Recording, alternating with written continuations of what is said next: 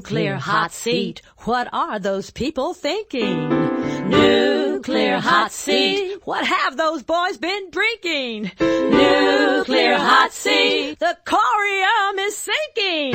Our time to act is shrinking, but our activists are linking.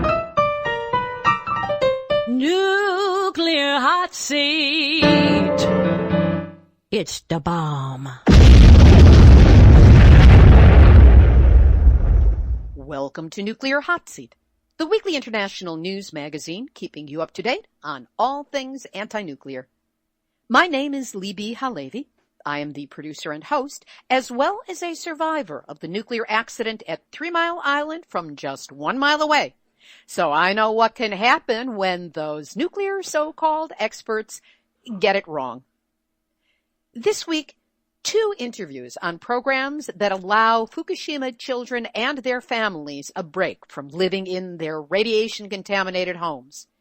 We'll talk first with Vicki Nelson and Fukushima resident Tokiko Noguchi about Fukushima Friends Hawaii Ministries Outreach, a program which provides time, housing, and activities in Hawaii.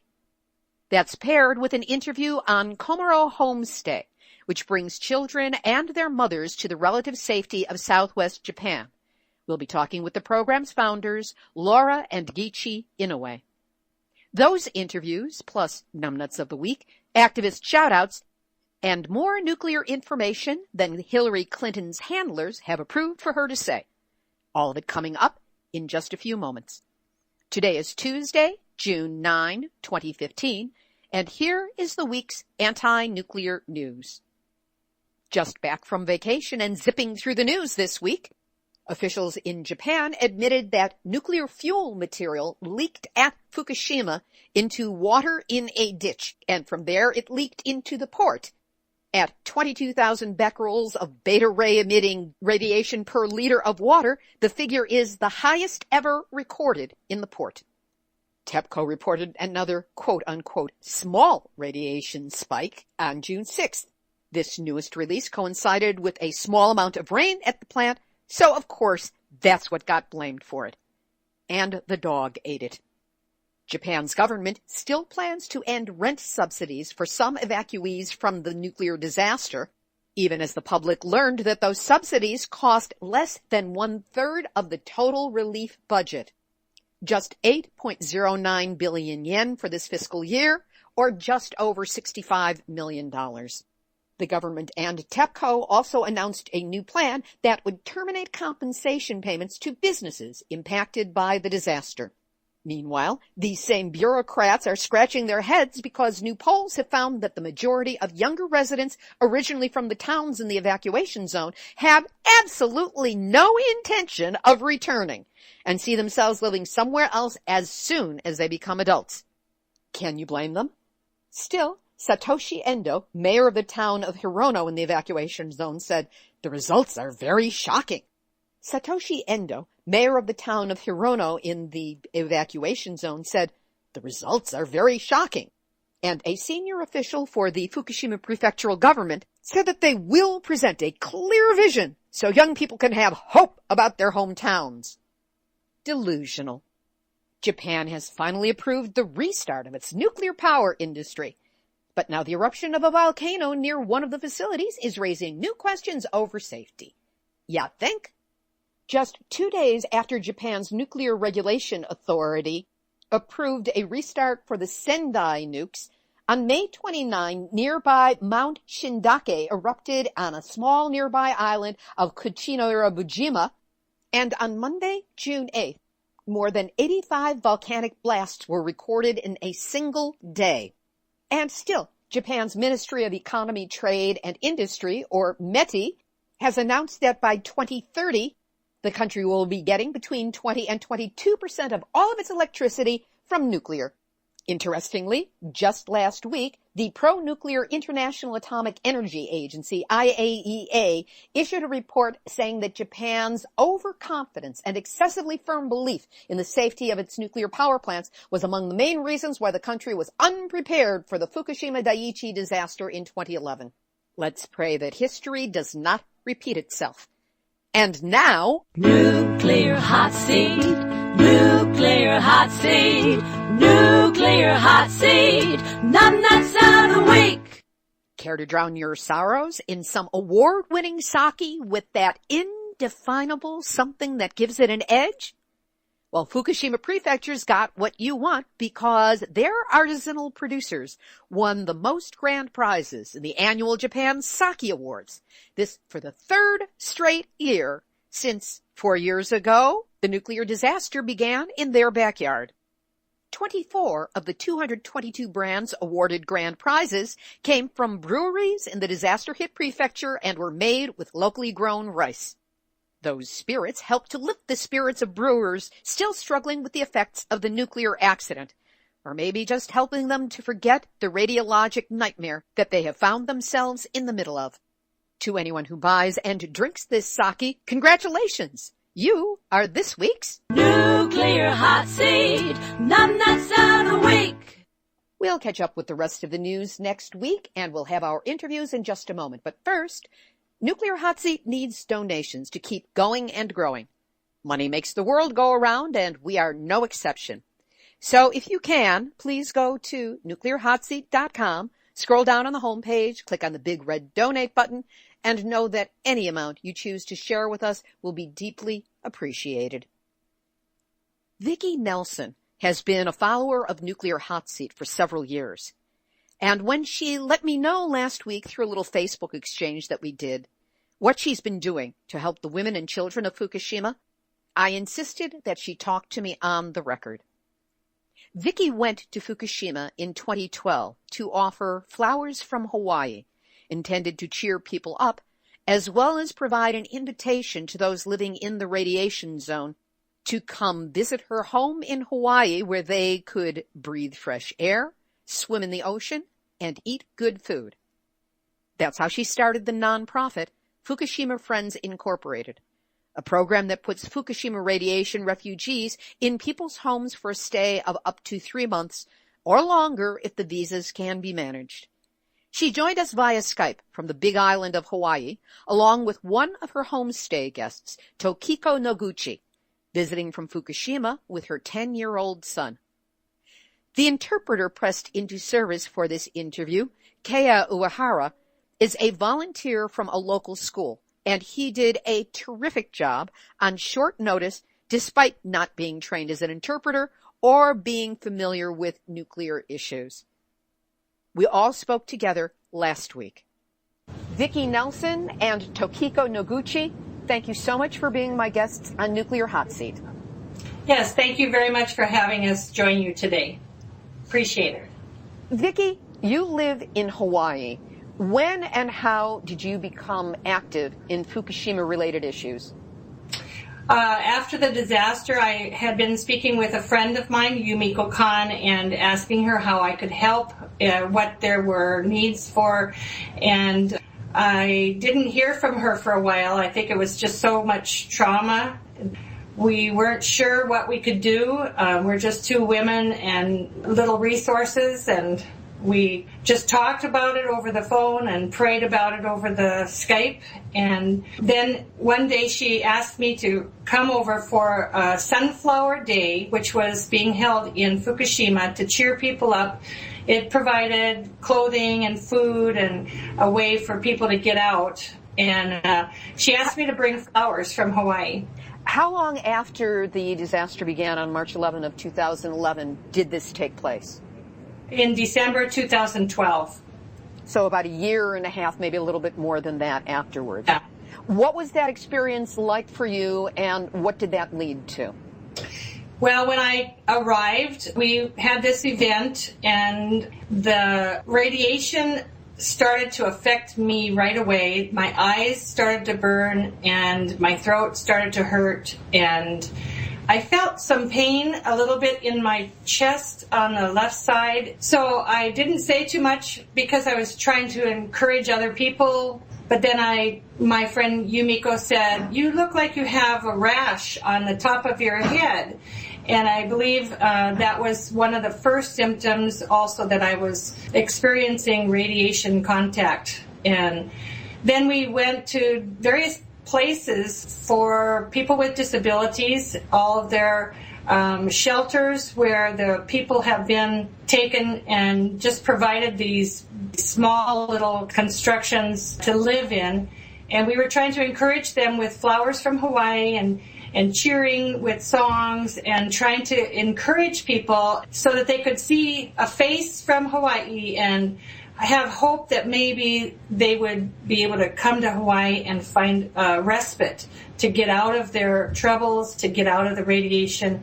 And so we traveled for 10 days straight, every day, very hard, very busy in facilities with people with disabilities, and went to the ocean and saw where the disaster came. And we went as close as the government is allowing people to go, which is very, very, very close. And the guards were yelling at us, "Oh, get out of here," and none of us should have been allowed in that area. It was extremely high, 0.9, I think, in one place, and we just didn't know how much danger we were in, but at the same time we went and we were at Minamisoma and various places along the shoreline to see the disaster that came through and took people's lives away. Tokiko, where are you from in Japan, and what happened for you both on 3/11/11 and in the immediate aftermath? I live in Fukushima, Japan. 郡山に住んでます。福島の郡山、福島? She lived in the middle of Fukushima. That's where Koriyama is. So I'm pretty sure the tsunami didn't hit there. She only had the effects of the tsunami and a little bit of the earthquake. So she was only worrying about the tsunami maybe coming to her place, but she didn't know about the radiation yet. Until March 12th, she actually didn't even know there were nuclear power plants in Fukushima. Wow. She learned about the word radiation on the 12th because she didn't know about it before that. And on the 15th, she left Fukushima. Where did you go when you left Fukushima? She went to Iwate-ken, which is north of Fukushima. And were you by yourself, or were there family members with you? She was with her husband, her 12-year-old daughter, and her 7-year-old son, and they all moved together. Where did you go, and what did you face when you were in the place you evacuated to? So what actually happened was they didn't move per se, but they kind of got away for a little bit.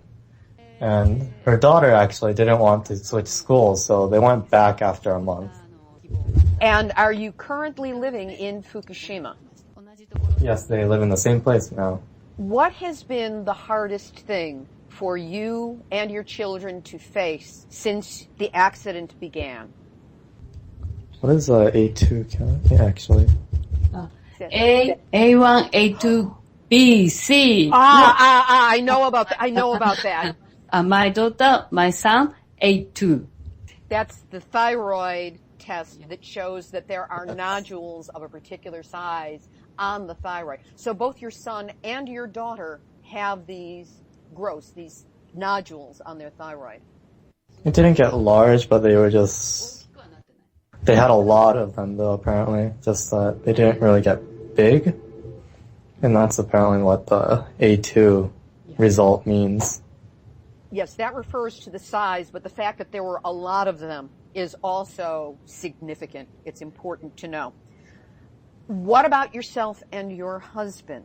Have you had difficulties with your thyroids or any other part of your health? The husband actually didn't test, but she tested and there was just one small one. And how long ago was that? She checks every year, and that was the result for the most recent one. So, Vicki, let's take this back to you now.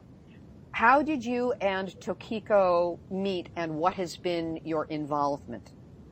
Okay, my friend Yumiko Kan, who lives in Japan, and she and I, originally we started to know each other because she works with people with disabilities, and so do I. Our business has people working in flowers and foliage in Hawaii, and she is a horticulture therapist and trying to help people find jobs or job training or trying to give them a better life through healing with plants. And so she and I met years ago, and then, as I mentioned, when the disaster happened, I kept asking her, what can I do? I don't know what to do. And so she has gone throughout Japan, various people that she knows, various churches that she knows, speaking to them, asking for children or for people with disabilities if they would like to come to Hawaii, because I told her that I would open my home to anybody who wanted to come and get out of the radiation. And I didn't know how I was going to do it, but I just said, let's just do it. Just send them here. And so she originally got a loan, a private loan under her own name, and we don't still have a nonprofit title for it, but we ended up with money enough to send some people here and help pay for their airfare. And then once they were here, I just put it together myself and used a lot of credit cards and asked a lot of people to volunteer help and provide food or gas or whatever. But it's been slow in the making because of the trust level of, people coming to some place that they don't know.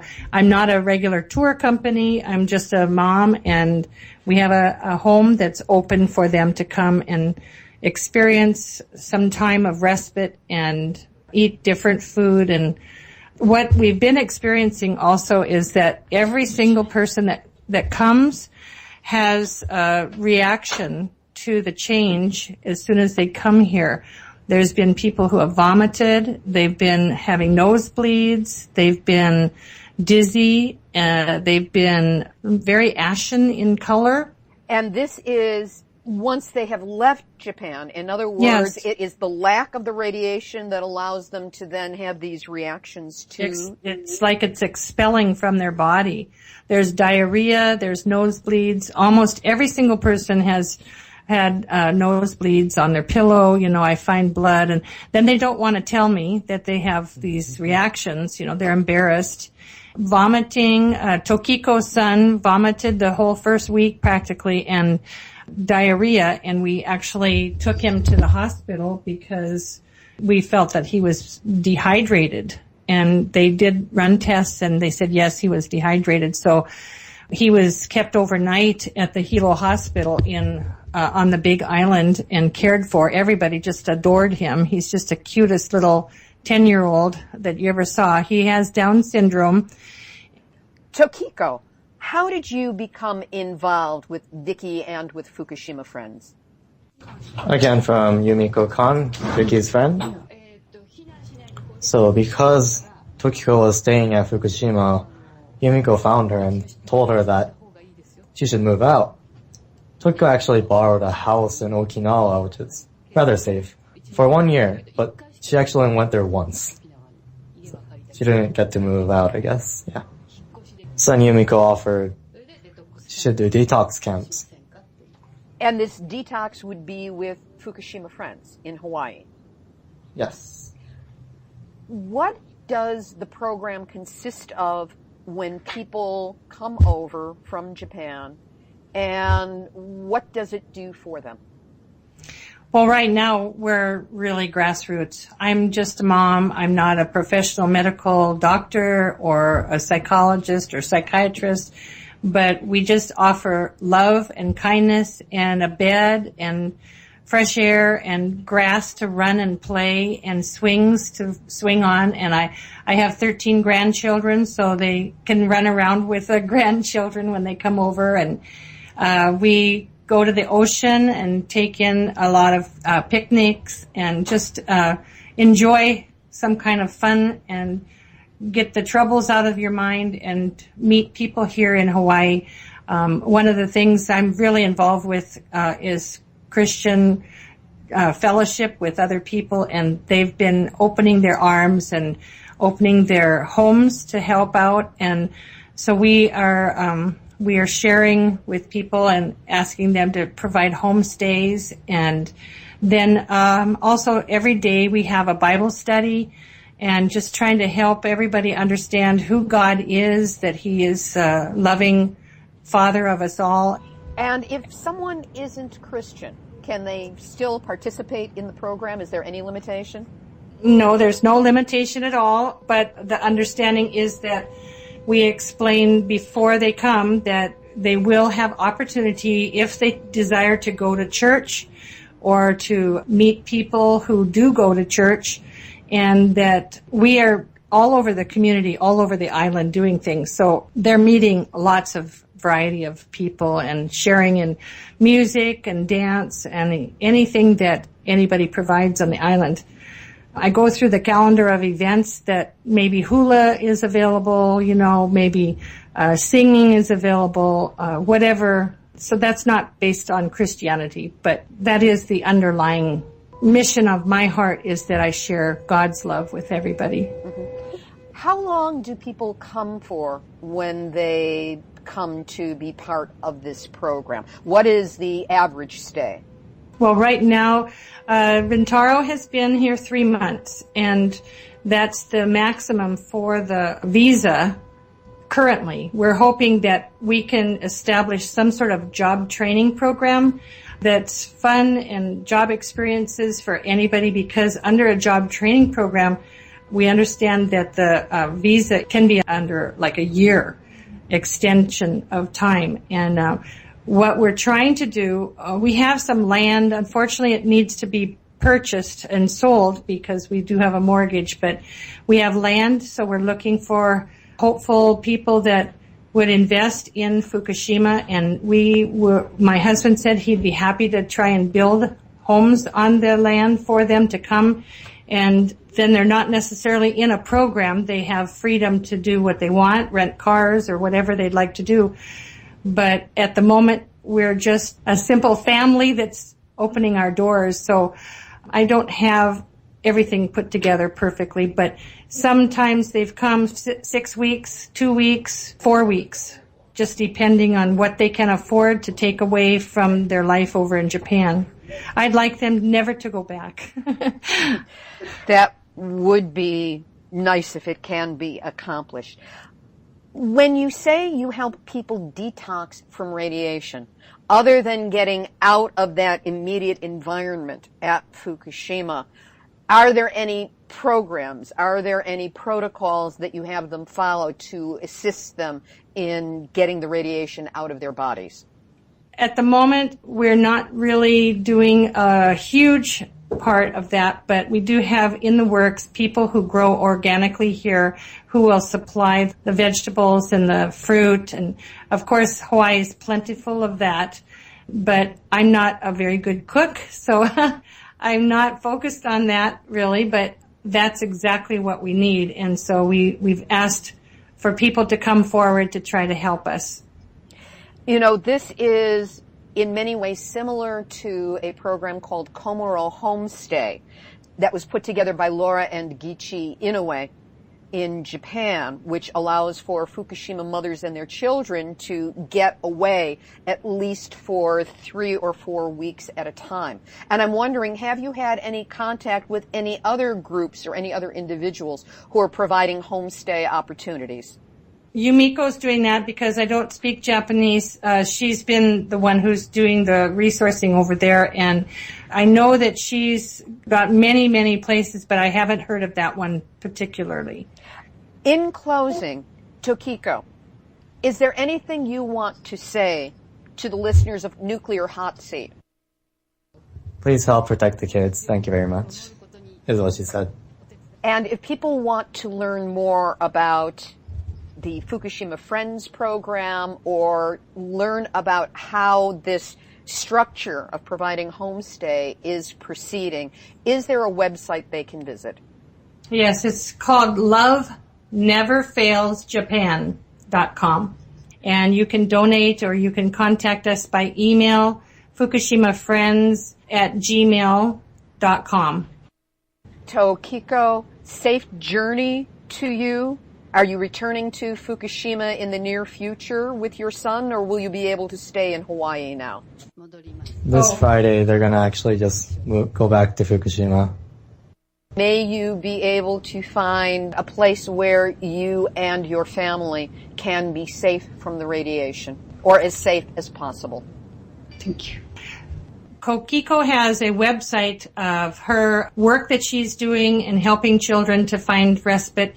It's called AAA3A.jp. And she has about 150 mothers in Japan who are monitoring the community, and they provide this information on a blog. And they are all interested in the health and safety and welfare of the children of Fukushima that are still residing there for one reason or another.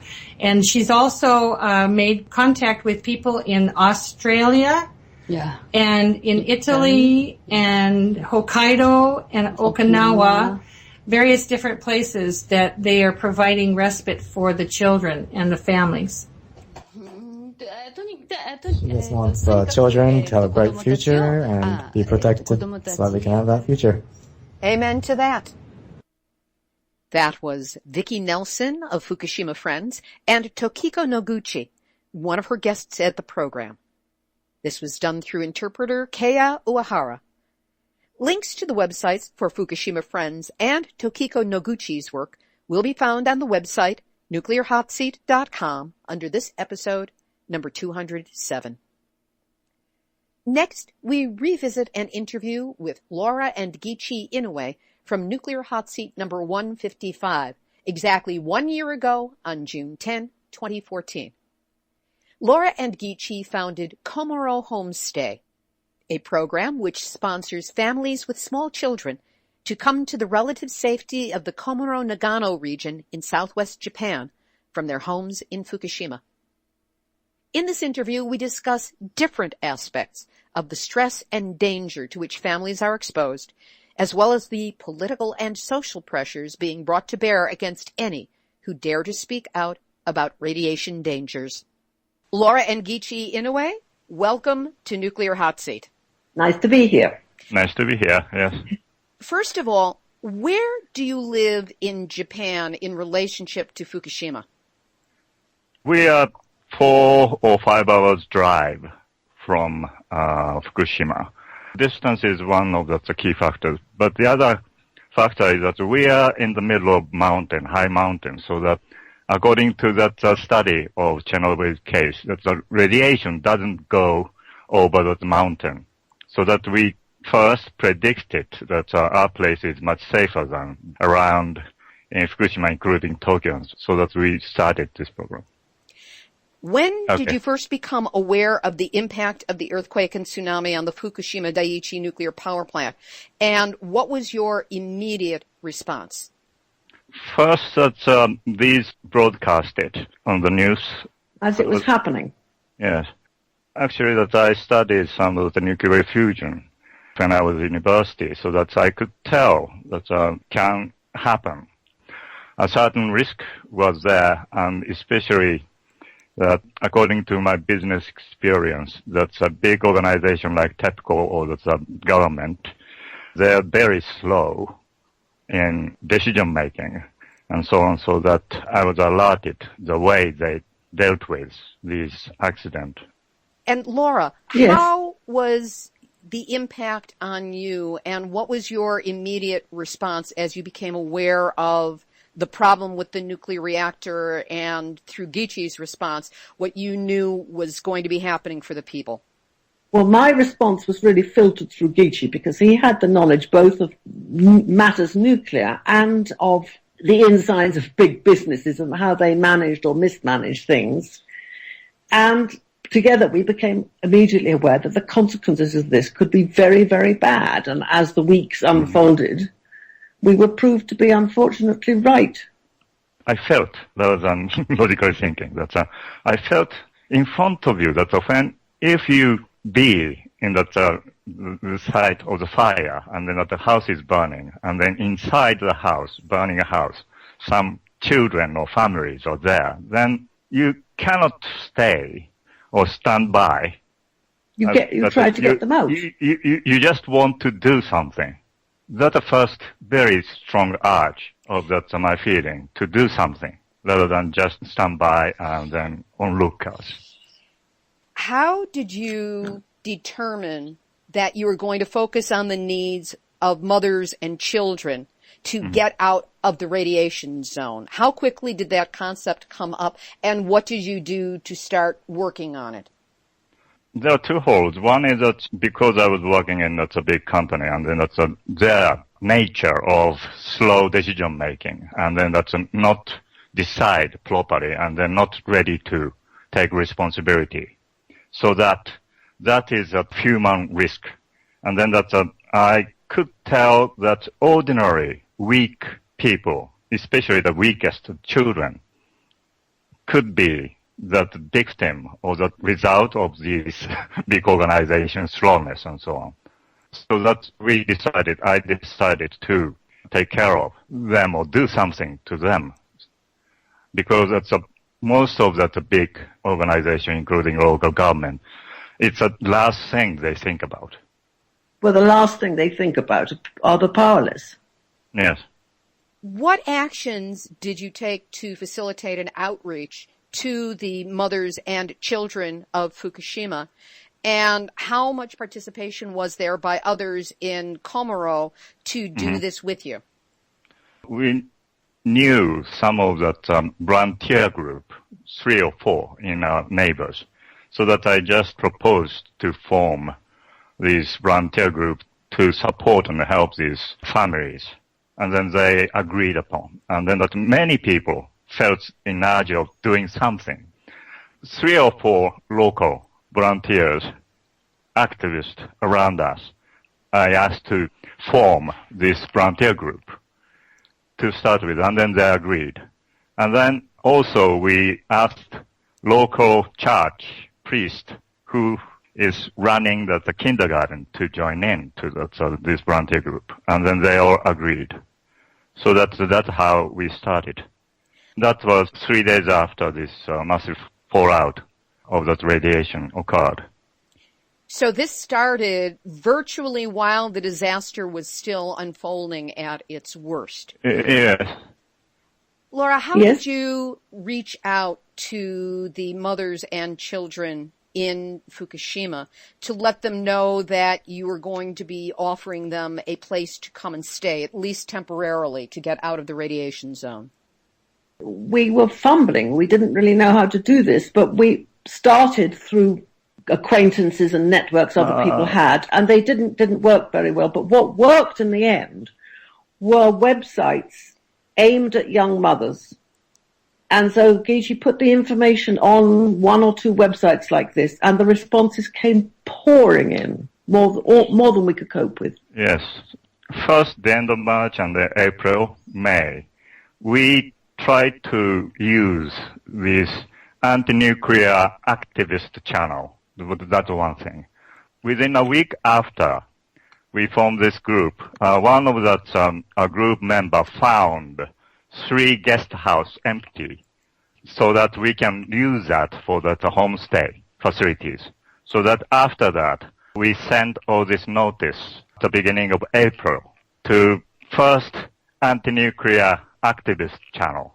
And then second, we tried to use that church channel from Komoro Church to Date City and then Fukushima City. But that didn't work because the actual ordinary mothers, not within these channels, maybe that the local priest didn't know how to pass this information to ordinary families and mothers who were struggling. Fortunately, we found a website of the mothers who were exchanging all this information, their opinions. 2 sites. I put this onto homestay program, and then that's possibility. And then within a half a day, we've got 130 applicants. Wow. With getting this overwhelming number of applicants, how did you move forward to process and bring mothers and children to Komoro to stay? How is the program actually set up? In the end, 22 families, 44 children in total over the summer holidays, we could manage.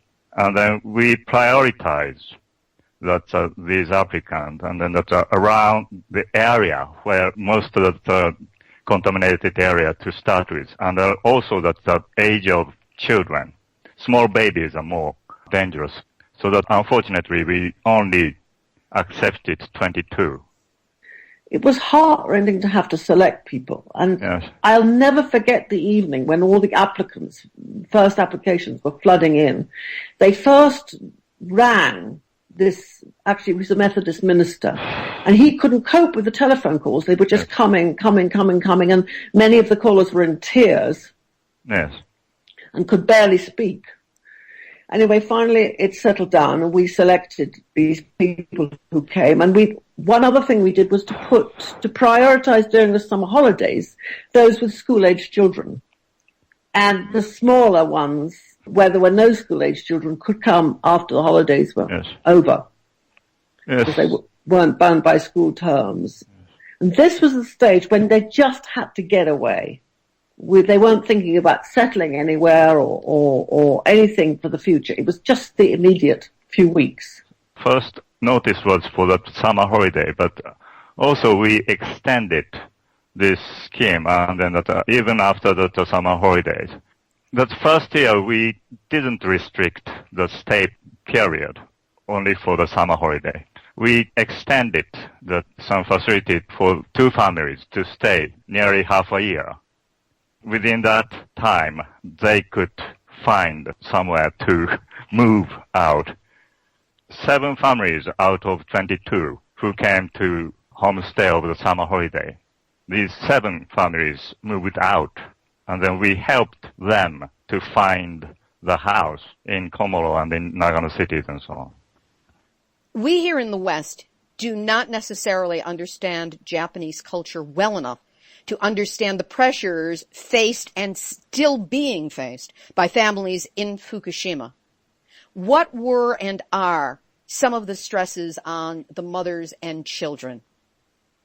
There are 3 major stress and then issues they had. One is that fear to let the children play outside and then touch anything outside. So when they came to that homestay, even that small children around 3 or 4 years old just ask mothers everything. Can I touch this sand? Can I touch these flowers? And then so on. So that's quite a natural thing for the small children. That's one of that stress. And then also another thing is that the lack of proper information. Once this information comes out, it's too late. Like that how much contamination was in that water, for instance. They found out later that they were there waiting for that water with the children outside with all this contaminated air. After they found all this, what happened with the delayed information, they very, very strongly regret by finding out what happened to them and for their children. One family that used the bottled water, very expensive, to wash everything because they fear the tap water. She used without knowing how much contamination was in there, and then let the children drink and then use.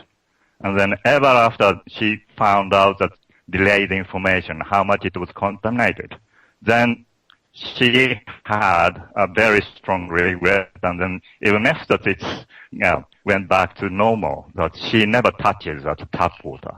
That's sort of that kind of mental and stress. And at the same time, that not to be able to talk about this worry and their health and so on. I understand that there was a tremendous amount of repression that people were not supposed to raise the issue and still are not supposed to raise the issue of radiation as relates to their health, be it nosebleeds or fatigue or the other issues that are coming about with people's health, that they're not supposed to talk about it at all. Yeah. Even these mothers who came to homestay for that first summer, most of them didn't tell neighbors and then relatives they were joining to this camp to Nagano, Komoro. They're afraid of being, criticized or the traitor or something. So that was that atmosphere. So they were not even supposed to admit that there was any risk, as opposed to the fact that they were taking actions to try and mitigate the risk that they were literally under. Yeah. They were not talking about this risk with the neighbors, and then that even that some of the neighbors are telling these mothers that everything is okay, but looking out at outside, no children was playing outside, even if they're not talking about it. Inside their mind, they're worrying about, but cannot speak out. Laura, you wrote in one of our communications that in Fukushima there is a conspiracy of silence. What did you mean by that? That was immediately after the accident, and one of the applicants who actually never came, it was her 7-year-old who just naturally in class, as children do, were talking about going to Komoro, and the teacher picked her out and told her in front of the class that she was a traitor. A traitor? A traitor. He used the word in Japanese for traitor. It's appalling. I mean, we were deeply shocked by that. Simply because they were going to Komoro to get out of the radiation for a period of time. Yes, you have to stick in Fukushima and support it. Otherwise, chickening out is treachery. And there seems to have been no attempt mentally to distinguish between sticking together and rebuilding after the earthquake and tsunami, which is realistic, and how you deal with radiation. And the only response to that is to flee. It's quite different. Some people didn't understand, some people deliberately didn't understand, and there was guidance issued by the Ministry of Education to teachers as to how to deal with this. And it did not include encouraging people to flee. I also understand that there were pressures brought against mothers who were trying to buy safe food, and that people were encouraged to trust the government reassurances as opposed to questioning them. Yes. Ministry of Education issued some handbook for the school teachers and then headmasters in that education area. And then in that handbook, they put, rather than radiation and then their risk, they put that mental stress can be more harmful for the people. If that's parents are worrying too much, that may affect children's mental condition. So don't worry too much, or don't talk about much of that worry. And then that is guidance or handbook to the teachers. So that it's somehow that quite calculated way to create the atmosphere, not to be able to speak or talk about worry, even among parents. Explain for listeners the concept of gaman. It's one of the first words you learn as a foreigner coming to Japan. It means putting up with things, basically, just putting up with things and persevering. And it doesn't really include trying to do something about the cause of your distress or worry. In other words, just put up with it. Just put up with it and carry on, yes. So what kind of education did you share with the mothers before they returned with their families to Fukushima, at least the families that did return there? The purpose for this education or study session with mothers, especially those who came to homestay, we thought that it's very important to share this risk and then that to think, discuss together all this risk. Also that what they can do wherever they are to save the children for a long term, that the mothers and the families need to take certain actions rather than us just prepare that homestay place and so on. The purpose of this education or the study is for the mothers especially to take everyday action or management to reduce these risks by radiation and then radiation exposure. Some families need to stay in Fukushima who cannot move out, but they can do something to reduce the risk. First year was external exposure because radioactive contamination is very high outside after the massive fallout. So we studied the impact of external exposure to the children's health in form of the cancer and leukemia and so on. But next year, these settled down a little bit, but this radiation came into ecocycle and the food chain, so that we started to talk about and think about this radioactive contamination comes through that the food and the internal exposure. Well, what Gichi's been doing for the last, in fact, more than the last few weeks, but it's become more intense the last few weeks, is to go through government Ministry of Agriculture data from the last 3 years. There's now plenty to compare. In fact, there's umpteen thousand bits of data, and try and compile a program so that mothers can look at it and say, look up the cabbages from a certain prefecture. How do the safe ones differ from the more dangerous ones? By how many becquerels? How many, if I'm looking at that pile of cabbages in the supermarket, what proportion of them are likely to be contaminated? Because they all look the same. In other words, how to choose not necessarily completely safe food, but food that's as safe as you can get day by day.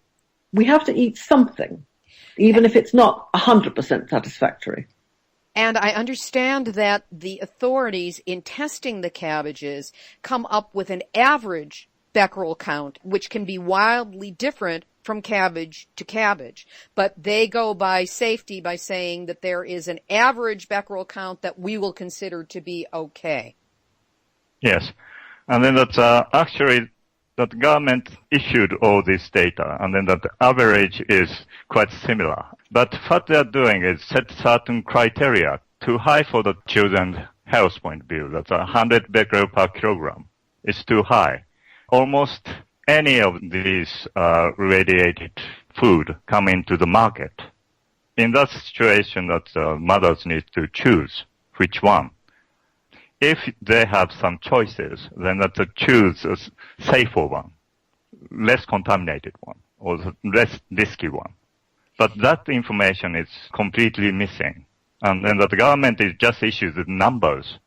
It's not useful data for mothers for that everyday life, and then that they cannot make use of all of this data. And one of the most horrifying and angering things that I read in your story and some of the materials you sent to me is that you've heard the experts say that what Fukushima was experiencing would provide good data. In other words, it was okay for the people to be going through this because the scientists and the statisticians would have some numbers on the other side, paying no attention to the quality of life and the damage to life that was going on. They're talking about from scientifically point of view or the expert point of view. Unless you statistically set up some relation or dependency of that this disease or illness, unless they prove that, they're saying it's okay because no proof of that this causes leukemia or something. That is one expert way of talking about this. But in this Fukushima case, nobody can tell the risk that what will happen in 10 years' time, especially that the low dose, long-term impact of the radiation exposure, internal, external, to babies and children who grow up, maybe they'll be in 10 years' time, that the high school boys or girls. At least if you identify certain risk, and then you can choose less risky one. And then that's another way to look at. But this government and the expert doesn't provide any of that guidance. Let's get back to the program that you have been running. We're now coming into our 4th summer since Fukushima happened. Actually, we've stopped counting. There were the original 22 families. Then there are others who've joined since. I think it may be about 30. No, 33. 33, okay, you've been counting. And we very much keep up with them. We keep networking. They really still need support. And we also have a program whereby during the growing season, we send safe vegetables from here, which they can buy at a reasonable price. Many of them had been ordering from way down south, from Kyushu and Okinawa, and it costs a fortune. So we have somebody here who is picking up the bendy cucumbers you can't send to the supermarket, but which taste great, and sending people boxes. So we're doing that. And I think the networking is almost the most important thing with the people who've moved here, with the people who haven't and who perhaps can come for the odd weekend, and keeping up the discussion. They can't discuss with their neighbours, but they can discuss with us. And then Geechee will provide them with any new information or guidance that he can come up with. What are some of the long-term social pressures that have been showing up in families that are under the pressure of having been in and still being in Fukushima and exposed to the radiation as well as the propaganda? I think that when we see things in our 33 families, we can take it for granted that they are representatives, tips of the iceberg. And there's lots more of the same going on. There was, for example, one family who came here, and they were on the verge of divorce several times because the husband had said, the company says everything's all right, you're just a religious group, which we're not. And he wanted his wife to have nothing more to do with us. She was dithering because she wanted her little boys to have a father. And she didn't really want to get divorced, but she was also very worried about their health. And it was awful. And when she first came, I'll never forget her attitude, her face. She was like a taut rubber band. It was as though she was about to break.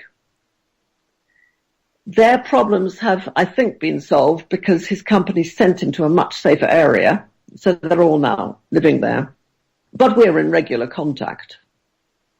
There are lots of pressures, not just from husbands, but from older relatives. There's one family who really wanted to settle here, but couldn't, mainly because the older generation refused to let them go and they needed taking care of.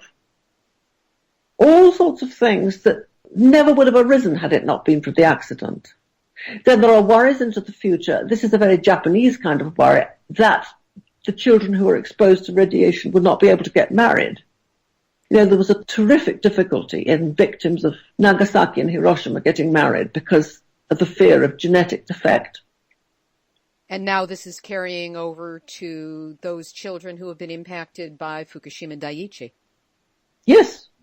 I mean, the average 5-year-old's not worrying about that, but their parents and grandparents are. Where are you now with the Komoro Homestay program? And is there a way that listeners to Nuclear Hot Seat would be able to support you in your ongoing work? This is 4th year now. A new families whose children or baby is born after the accident. New generation, second generation coming now. But at the same time, some families who evacuated and then that lived some other places for 3 years, but their financial support by the local government and so on, that the financial support was stopped, so that some of the families need to go back to their hometown, and then that their pressure or stress is now coming back, so that more mental support for the mothers in that everyday life now, but we need to figure out what they can do in that everyday life wherever they are. And then we need to support that. I collected the data of these food contamination, and then that for everyday shopping and then everyday food, which is less risky, they can choose. This sort of a little bit more useful information form we are preparing and then send it as a newsletter. What is missing now is that these everyday life risk management, and then especially long-term risk for children. The health is not well discussed. To do that, first we need to identify the risk of this long-term exposure, and then how to measure the risk. And I started to measure these food contamination and so on, and then can tell a little bit of differences in numbers. But this completely missing part is that how to evaluate these differences to the children's health in the future. Not much information about that is available as far as I studied. So that if somebody in that nuclear hot seat members know about these long term and then that these internal exposure or that everyday life health management in that situation, like that you in the United States had some experience in this situation. If you know somebody who is listening to this program, know about this data or that some experience, then that we are most welcome to get all this information so that we can tell that mothers that what is the risk of everyday life and then that how that this risk may affect children's future health and so on. And how to manage it. How to manage it. We'd be very, very grateful. Yes. What would be the contact information for them to reach out directly to you? Please contact through me on my Gmail email address, which is Laura Jane, all one word, 713@gmail.com. In closing, is there anything you would like to say that perhaps we have not covered that you would like to mention to our listeners? Please don't forget us. Feel yourselves in contact. We're all one worldwide community fighting the effects of nuclear power and its twin brother, nuclear weapons. Don't forget us. Laura and Gichi Inoue. The link to Komuro Homestay will be up on the website under this episode, number 207. Activist shout out. Again, my gratitude to Erica Gray for her diligence in covering the Nuclear Regulatory Commission's "Oops, we have a problem" reports, letting us know how our aging, leaking, decrepit fleet of nuclear reactors is falling apart, one glitch, 1 week at a time. Here's today's final thought. Next week, I'm marking the 4th anniversary of the start of Nuclear Hot Seat. It was not much more than a conference call with two whole people on the line when I started, and look where we are now. I'm intending to edit together some highlights from the past 4 years. So if you have a favorite Nuclear Hot Seat story or moment, let me know and I'll attempt to include them.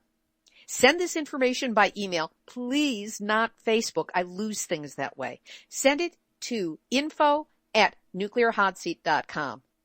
And for all of you who do, thanks for listening.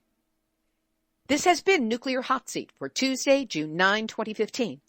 Material for this week's program has been researched and compiled from enenews.com, NHK, GG Press, Mainichi, Fukuleaks.org, Christian Science Monitor, SputnikNews.com, Asahi.com, DineNoNukes.org, TheHill.com, TheGuardian.com, Informable.com, YLE.fi, WalesOnline.co, DailyMail.co.uk, The Incompetence of TEPCO, the PR hacks and flacks of World Nuclear News and the World Nuclear Association, and the bright, brave, bold, and extremely good-looking members of the Nuclear Hot Seat Facebook community, which you are all invited to join. Theme music written by me, sung by Marilee Weaver. Nuclear Hot Seat is syndicated by UCY.TV and is also available on airprogressive.com and iTunes under podcasts. Our archive is available on the website or on iTunes, and our YouTube channel carries the show under Nuclear Hot Seat Videos. Thank you so much, Joni Ray, for doing that. Nuclear Hot Seat is the activist voice on nuclear issues. So if you have a story lead, a hot tip, or a suggestion of someone to interview, send an email to info@nuclearhotseat.com. We are copyright 2015, Libbe, HaLevy, and Artistry Communications.